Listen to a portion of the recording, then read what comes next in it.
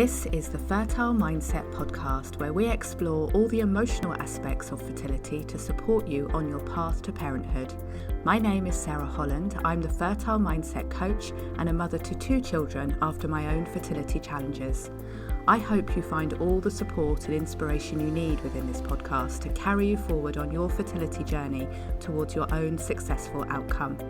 It's also my wish that through listening to these episodes, you rediscover how to enjoy life now and live it to the full while you wait for your baby. Now, let's begin today's episode. Hello and welcome to another episode of the Fertile Mindset podcast, where I invited a very special guest to join us.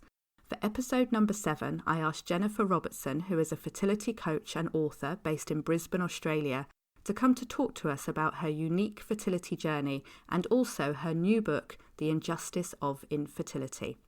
This book is honestly amazing, and I was up reading it until the early hours of the morning of our interview.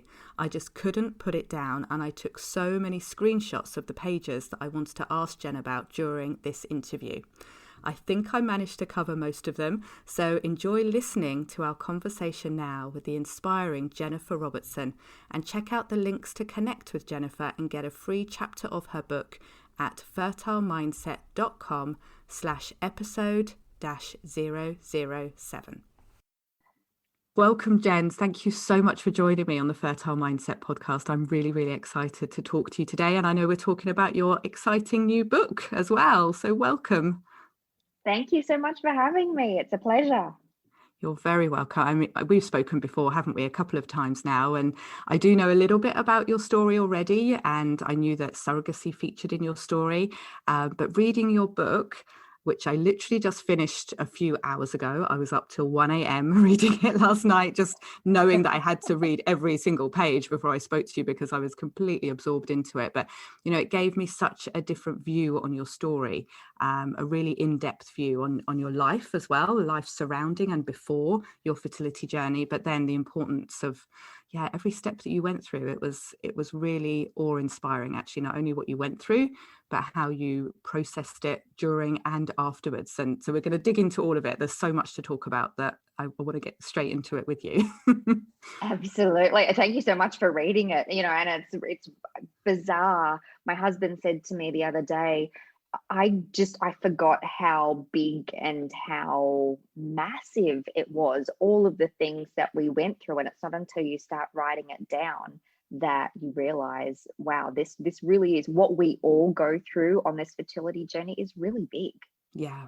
I must admit, as I was reading it, I was revisiting my very different fertility journey and route to parenthood. But there were things in your book that triggered that in me. It was like, oh gosh, this has given me space to reflect now and remember when I hadn't really, I had given myself some space to do that, of course, but not in every detail. So it was, a really useful read for me as well from that side of it, So thank you for writing it. That's what I wanted to say first of all. Just thank you for writing it. And of course, it's the title of this podcast, The Injustice of Infertility, but that is the book. I know it's available everywhere that people can buy books, and we're going to talk shortly towards the end about how they can get a free excerpt as well, which I think is wonderful to be able to get a taster of your writing, which is gorgeous. So thank you for that. But before we dive in, because there's lots of parts of your book that I want to talk about, and obviously parts of your journey that relate to that, I was intrigued, like what brought you to actually write this book? What made you think a book is what I need to do now? Where did that come from? First of all, I guess it was when I started talking to other people who had struggled with fertility as well. And every time that I told my story, there was this relief. I saw, physical relief. I heard me too, like it was just this pressure that was released off them. And I thought, if that's what happens to them, imagine if I could keep on telling it. So I guess the main reason was for me telling my story was so that I could connect with other women, so that they could hear my truth and in the same tone be able to release their own and feel like, wow, it's not just me. I also wrote it for me because I'll be honest with you, on my whole journey, I never sat down and reflected. I'd never grieved. I never did anything to process it or to heal. And when I did start becoming a fertility coach, these things were coming up for me. And I realized that I hadn't really healed myself. So the second part of it was I wanted to write my story out in order to not just reflect on it, but also to heal myself. And thirdly, I wanted something to give my kids. I've got Luca and Sophie now, and you've read the story. They did not come easy. I wanted them to know their story as well because it wasn't conventional. And I wanted them to know that they had been loved and fought for every single step of the way. So it's for women out there who are going through the same thing, so that they connect, that they don't feel so alone. For me to be able to heal, and for my kids as well. Gosh, three really good reasons there, really. And I can understand from my children's perspective as well, about wanting to have that story for them and that understanding about not only how much time and effort went in to create them, but also the love that was always there from the moment that you thought about them coming into your lives, before you even met them. So I think that is really powerful. I know my two boys, who came to us in very different ways, one through birth, one through adoption. They love to listen to their stories. They love to hear about it and reflect on it with me. So yeah, that alone is an amazing reason. I want to go back to what you said though about as well sharing it with other people and noticing that reaction in them. And it's that storytelling, isn't it? That sharing of our own stories that can create connection in such a way that just simply, a lot of how we talk to people is quite superficial, isn't it? On the surface, how are you doing today? How are things? And we don't really get to the 100%. depth. Yeah. So I can imagine, and you talk about it in the book as well, and that's some bits I want to reflect on with you. But when you had to share it and noticing different reactions in people, some feeling awkward, some feeling like they just didn't understand, but those who are on a similar journey or can relate to you in any way, how it just would create that heart connection, and they would feel that they're not alone, and it would create a bond as well. So yeah, I can understand why that was a powerful driver for you. Yeah, and I think the big priority for me as well was just telling my truth, and not Yes. just that this happened and then that happened and then I was a little bit sad, but really the deep, dark secrets that go on inside of our head that we don't tell anyone else.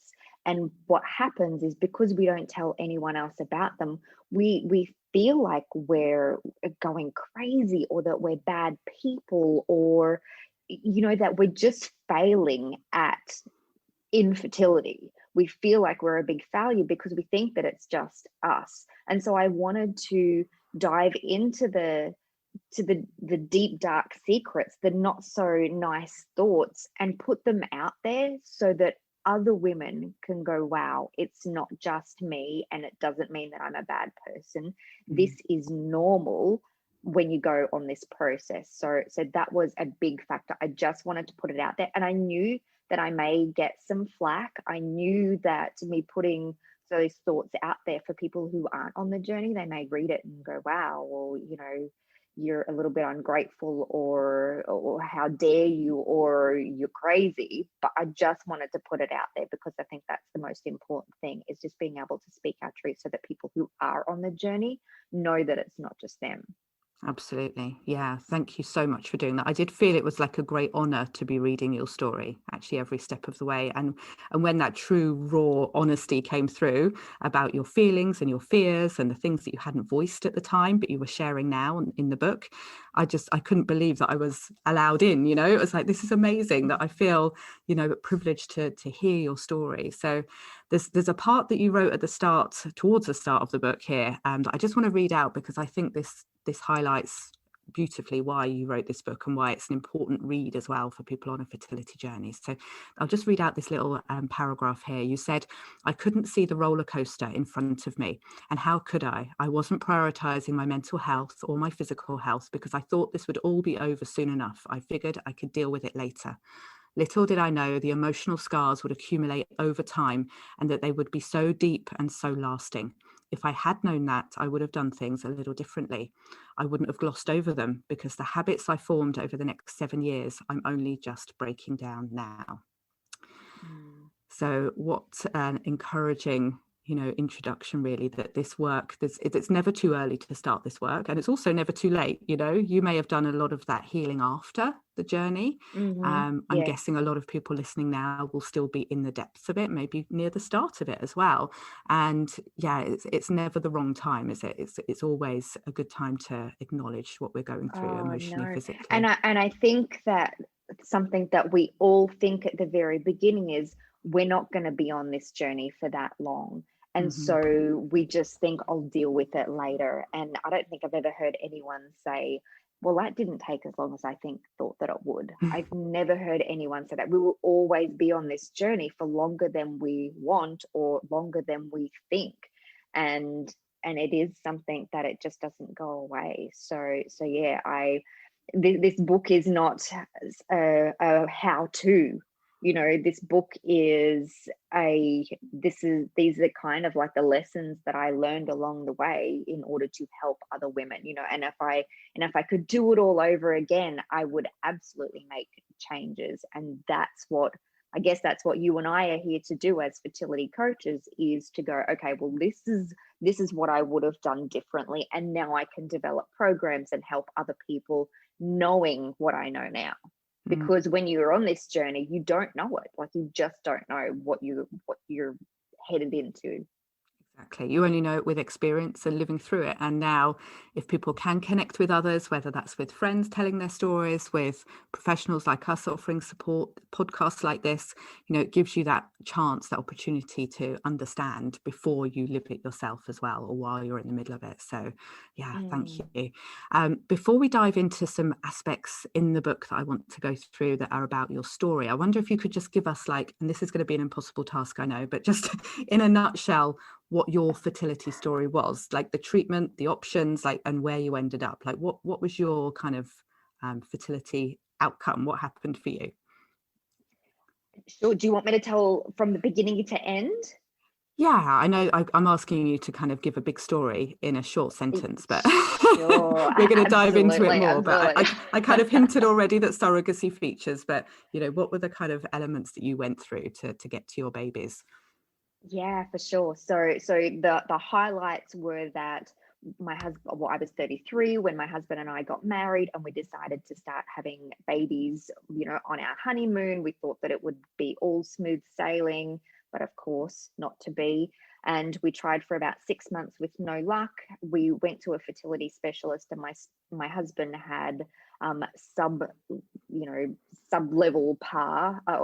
His sperm wasn't great quality. It was still there, but it wasn't great quality. So they suggested straight away that we go down the path of IVF, which in hindsight, I'm a little bit annoyed at that they just went straight to that, but you don't know any better. So we went down that path. We started with our first cycle, and then they realized that I wasn't getting a lining on my uterus. So there was no way that they'd be able to transfer an embryo anyway.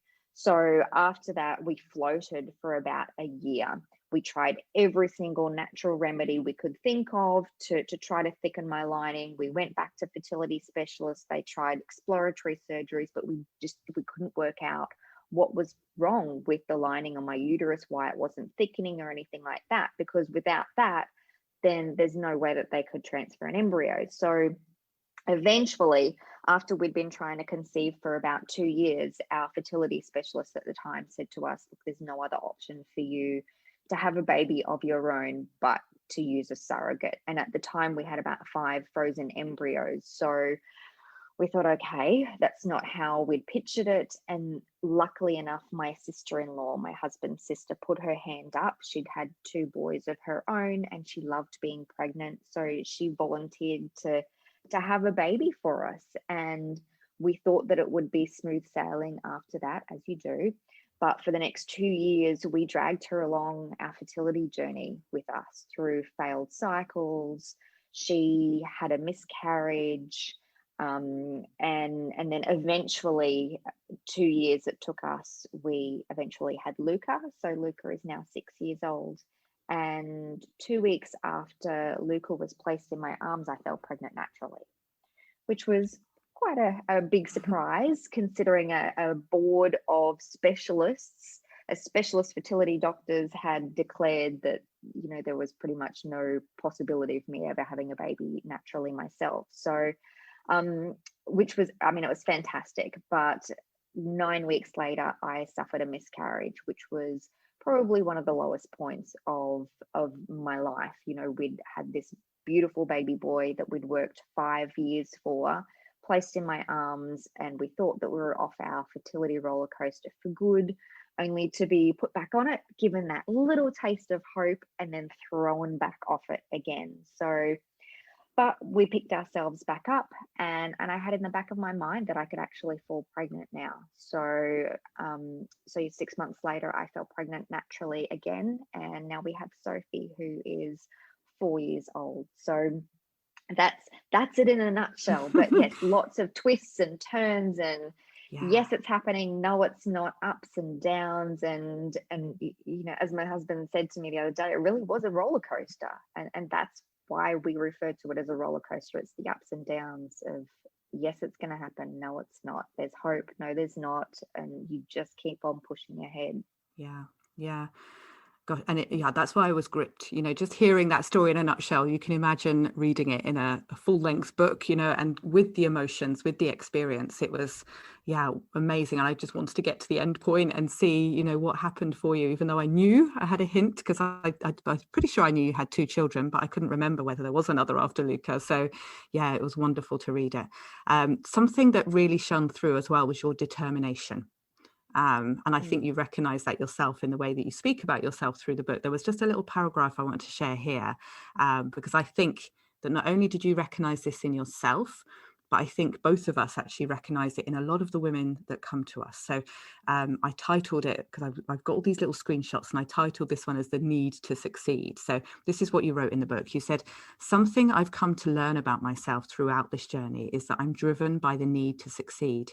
I was hell-bent on proving that the last 12 months of struggles, surgeries, tears and money were not wasted. I was terrified of failing.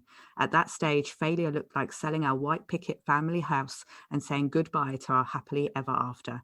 It was never becoming a mother and never experiencing what it was like to hold a baby of my very own in my arms. And you continued there as well. But, you know, it's you talk about your life before you decided that you wanted a baby, before you met the one as well and settled down and had a baby. And you obviously have great determination in your life, you know, with your career and with the success you've achieved. But it's very different, isn't it, on a fertility journey? So you had that drive, but how did that play out when you were trying to apply that drive to your fertility? Oh, well, it doesn't work, does it? It doesn't work. And I am such an overachiever, and I was raised to believe that if you just work harder, you can get whatever you want. And up until that point, it had worked.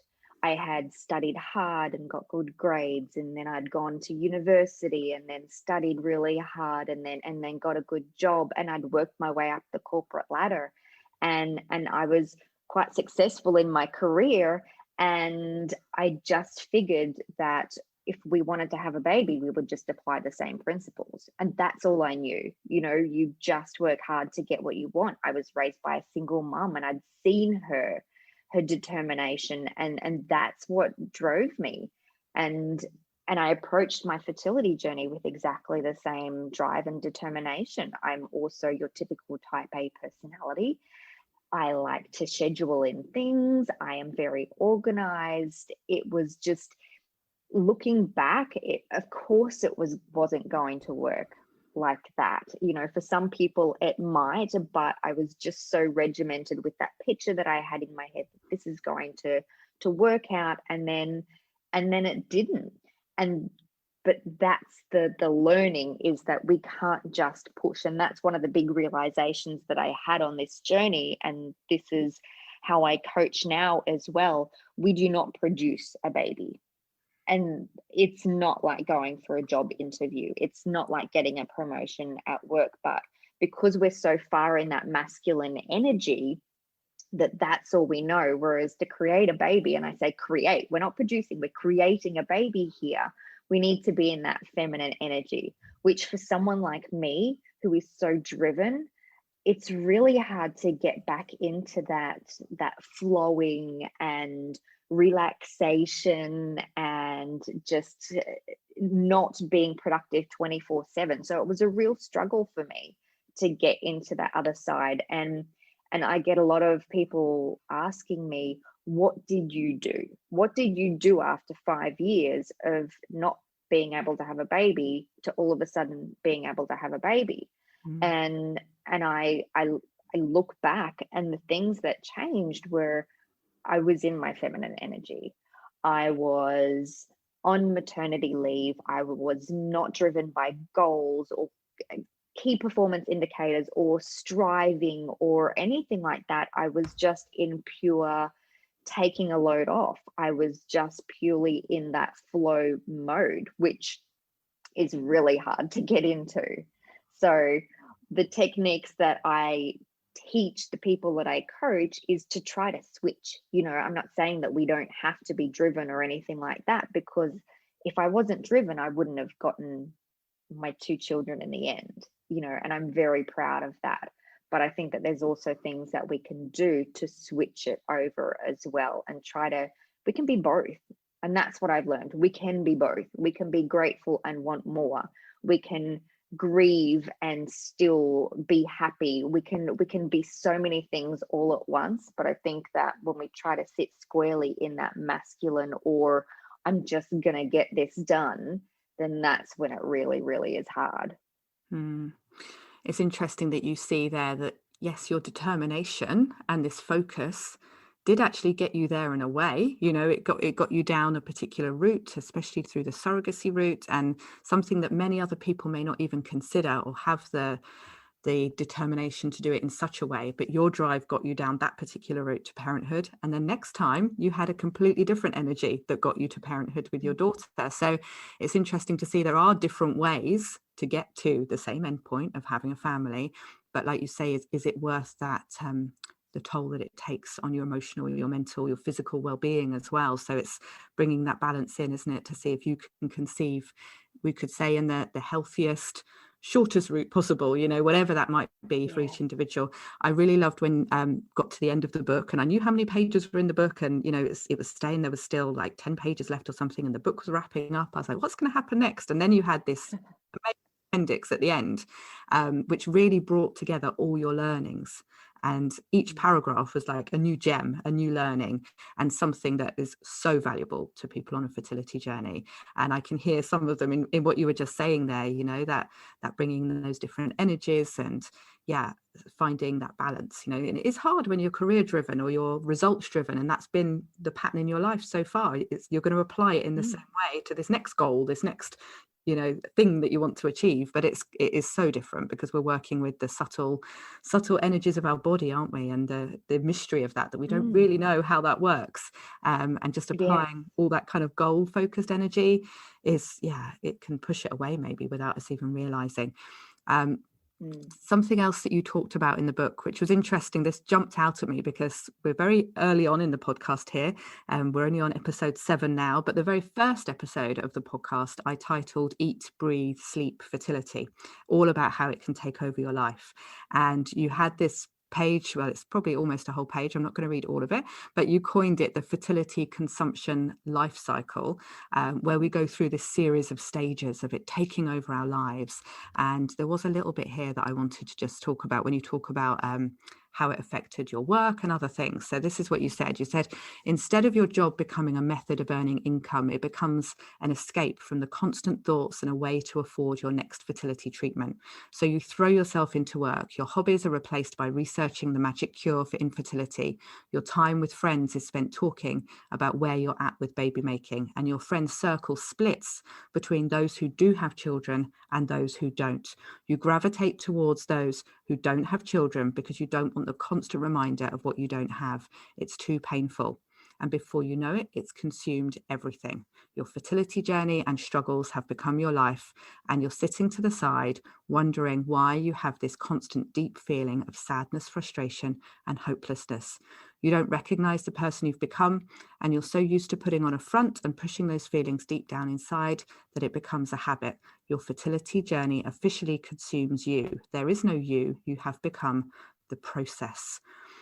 And even I'm years since my fertility journey now. I'm like 9 years ago since I was last trying to conceive, a very long time ago, but still, gosh, that really gets me in my heart. I can feel it right now, that recognition of how it takes over every area of your life. And of course, that's understandable, isn't it? And it's needed to a point, because we do need to research and we do need to be aware of our cycles and plan out treatment and things. You know, there's a certain amount of focus that's needed.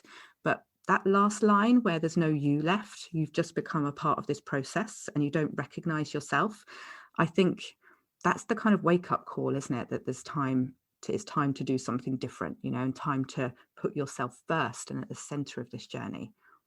Absolutely. But unfortunately, by that stage, you're just so tired and overwhelmed that it really is hard to lift yourself back up, which is why it's so important. And I know that now, why it's so important to just prioritize your mental well-being above everything else, mental and physical as well, rather than it just being about the treatment and the cure and all of that. Like, it really is so important to just stay, for lack of a better word, connected to the outside world as well. Yeah. And this is a topic we could just spend another half hour talking about, but you talk about it in your book. And I think it's a simple way to bring ourselves back and take care of our emotional and mental well-being, is to notice if we're living in the past, the future, or the present. And you talk about how you said you spent 7 years floating from the past to the future, and that led to 7 years of depression and anxiety. It didn't feel like a healthy place to be. But if we can stay in the present moment, then we feel stronger, we feel more connected, more aware of what we need. So I think if there's one learning, perhaps just from this short time that we're speaking together, there's lots more learnings in the book, but I think that is a powerful and maybe relatively simple one to bring into our lives, just to remind ourselves to be more present, to focus on the now, even as simple as, you know, breathing exercises and meditation. That's all designed to bring us back into our body and in this present moment. So, because you're right. Absolutely. I mean, it's such a hard thing to do as well, because who wants to be living in the now when you're living inside your fertility journey? Like, you want to do anything that you can to escape it, because you actually don't want to be living into the present moment. So I completely understand, like, it's so hard. Like, you're just living for the next cycle. You're living for when you can fall pregnant and get your baby and all of those different things. So it's really hard a lot of us don't want to be in the present moment, but it's about creating a present moment that doesn't have absolutely everything to do with fertility as well. Yeah, which is a struggle when that's all you can see. So yeah, having the support of friends or you know, coaches or whoever it may be to help bring that out of you can be so useful. Now, your story, Jen, is obviously unique, and a lot of people may not have considered this as a path to parenthood, or maybe you know, they're not really sure what it would involve, and that is the surrogacy element of your story. So I didn't want to brush past that. I want to just spend a little bit of time on that as well, because that it must have been the most amazing gift to be given, but also, like, how do you get your head around that someone else is carrying your baby? Because your baby is genetically yours, it was your eggs, your husband's sperm, but someone else, someone close to you, your sister-in-law, was carrying that baby and growing and nurturing that baby for you for the first 9 months. So I wanted to just read something out from the book, a short paragraph that really kind of highlighted one of the struggles, because I know there were several struggles, but one of them that you talked about. So you said, as our journey progressed, I struggled with a lack of control. I already felt like an outsider, and on more than one occasion, test results were provided to Renee, who's your sister-in-law, instead of me. She would receive the phone call and I would find out secondhand. I would be waiting on the phone call, trying my best to be patient, only to find out that the receptionist had provided the results to Renee and not me. when I rang up to make specialist appointments, they wouldn't be able to find my file because it was under Renee's name. It hurt so much that they didn't even know who I was. It felt like I was being squeezed out. And I could feel it in your story that there were these moments there that really highlighted that to you, that highlighted the fact that you're not carrying this baby. Even to the point towards the end, you talk about telling your neighbours and about the awkwardness of saying, there's going to be a baby arriving, you know, you'll hear babies, you'll see me with a baby, it is my baby, I haven't stolen the baby. Just, you had to explain, you know, surrogacy to people that you probably didn't even usually speak to very much. So it's a whole different area to try and navigate, isn't it? And I don't know, did you have any role models beforehand? Had you had any experience of surrogacy or knowledge about it, or was this all brand new to you? No, it was all brand new. And here in Australia, commercial surrogacy is not legal. So you can't do it. It's not paid at all. And when we were first going through it in our state, the legislation that was released was all very new. Our fertility specialists, we were the first patients that he was treating under a surrogacy arrangement. So we didn't know anything about that. And I struggle. And when you read that, like I feel it. I still feel it. I still feel the tears coming up when you read that out, because I struggled with it on one hand because I am a control freak, and because I pictured me being pregnant. And so I craved that. But on the other hand, I had this voice inside of me saying, shut up, Jen, just be grateful. People would kill to be in your position, but it still wasn't how I'd planned. So there were, and yes, and you're right, there were so many logistic things that you just don't think about in terms of how we were to be treated by our fertility specialists, in terms of the delivery as well. I mean, obviously this was pre-COVID, so we had to fight for both my husband and I to be in the delivery room with Renee, because it just wasn't conventional. And then once Luca was born, we actually had to adopt him. So he wasn't my son for the first, or by legal arrangement, he wasn't, like, our names weren't on his birth certificate. So we had to go to court and go through a whole process and legally adopt him, which I just, you know, it was just one more person saying, you know what, like, you're not entitled to be a mum, or, you know, like, it was just one thing after another that just kept on saying, you just have to work a little bit harder. And so we were exhausted by the end of it, because there were so many loopholes that we had to go through, so many things that we had to consider. But at the end of the day, you know, you get to the end of the story and you look back and go, well, it doesn't really matter in the end. In Luca and Sophie's eyes, it doesn't matter. They don't care about how they were conceived or anything like that. But for me, like, I still feel like I grieve the fact that I wasn't able to carry Luca. So it's something that is very real. And I think that it is something that still needs to be considered by people who are going down that path. Yeah, that wound that will be there.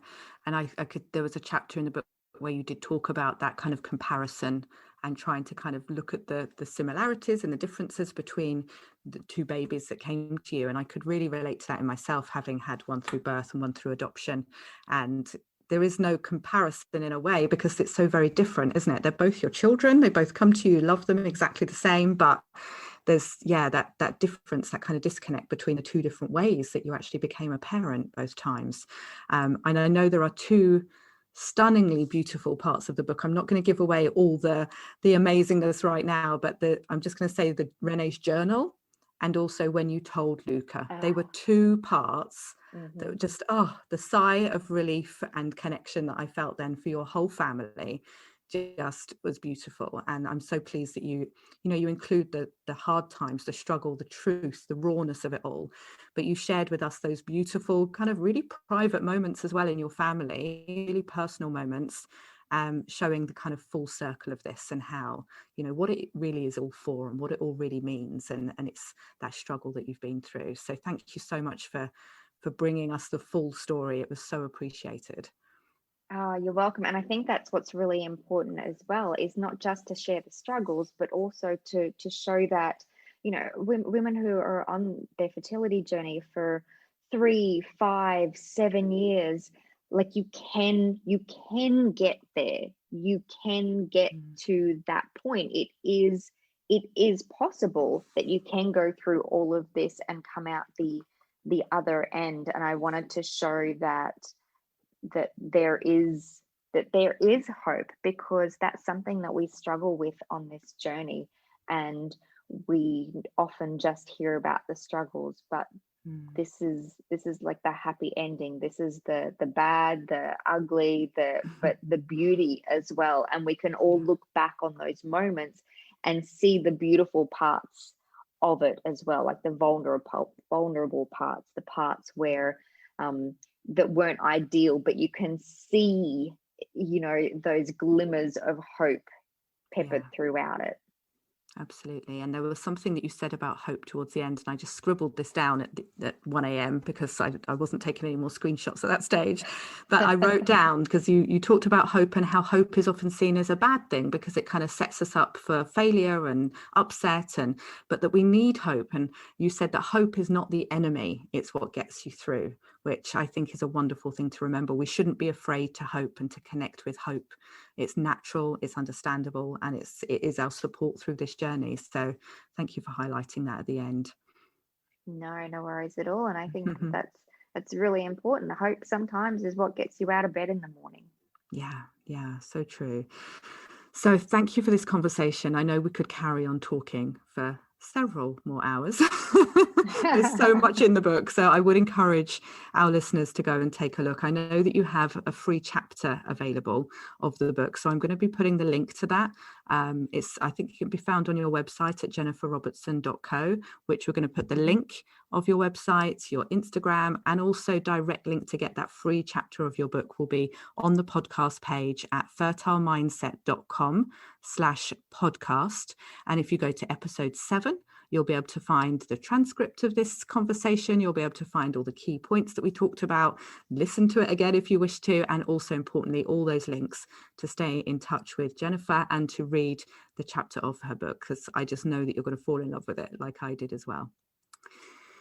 So thank you so much, Jennifer, for joining us today. It's been such a pleasure. I knew when I began this podcast that you were one of the first people I wanted to have on, because we'd had those couple of conversations before, and I'd had an insight not only into the amazing support that you offer your clients and your community, but also your own story. And once your book was released, I just couldn't resist having a full conversation about this, because it's amazing. Thank you so much.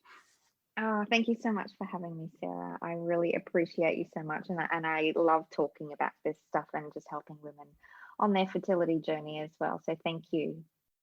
Before I sign off for this episode, I have something very special to share with you. After our conversation, I asked Jennifer if she would like to come into the Fertile Mindset Sanctuary for a live expert chat and Q&A session. She jumped at the chance, and she's going to be joining us on Thursday, the 4th of February at 9 p.m. UK time. Now that's 1 p.m. Pacific and 4 p.m. Eastern. And in Brisbane, Australia, which is where Jennifer is, it's 7 a.m. on Friday, the 5th of February. If you're a member of the Fertile Mindset Sanctuary on the paid levels of Blossom or Bloom, then you'll be able to join our chat in the private Facebook group. If you're thinking of joining or upgrading your free Bud membership, then this is a great reason to do so, and you'll be able to join us at the chat.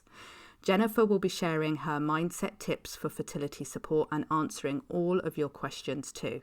So go to fertilemindset.com/sanctuary to join the free level, and then upgrade to Blossom or Bloom to join us for this exclusive live expert chat and Q&A just for Sanctuary members. And of course, if you're already a free member, then just log in at membership.fertilemindset.com and then go to your account to upgrade.